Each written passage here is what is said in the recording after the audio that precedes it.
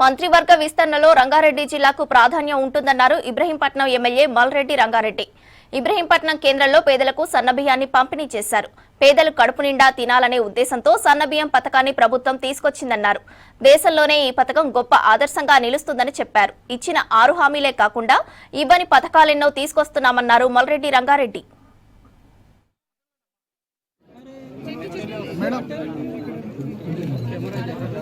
ఫోన్లు కెమెరాలు కొంచెం వెనకకు పెట్టుర్రి.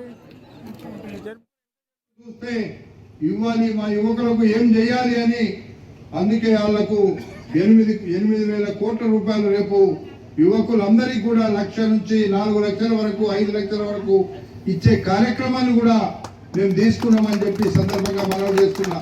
దాన్ని కూడా యువకులందరూ కూడా మీరు ఎవరైతే ఎలిజిబిలిటీ ఉన్నారో వాళ్ళందరికీ ఇచ్చే కార్యక్రమాన్ని మేము చేస్తాం. సరి అయినటువంటి అరువులందరూ కూడా తీసుకోవడానికి తెలియని వాళ్ళకి చెప్పడానికి కూడా మనం అందరం కూడా పనిచేయాల్సినటువంటి అవసరము ప్రెస్ ద్వారా కూడా ఈ మాట చెప్తున్నా.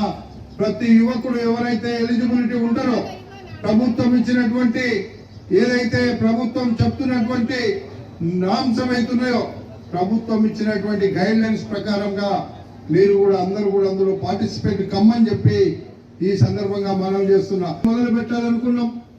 1 సంవత్సరం 3 నెలలు అయింది. కానీ ఇప్పుడు అన్ని కంప్లీట్ ఇంకా మేము మొదలు పెట్టలేం. వచ్చే నెల నుండి రేషన్ కార్డులు ఇచ్చేటువంటి కార్యక్రమాన్ని, ఇల్లు ఇచ్చే కార్యక్రమాన్ని, పింఛన్లు ఇచ్చే కార్యక్రమాన్ని మొదలు పెట్టబోతున్నాం. మహిళలను కోటీశ్వరులు చేస్తున్న 1 కోటి మందికి పథకాలు అమలు చేయబోతున్నాం.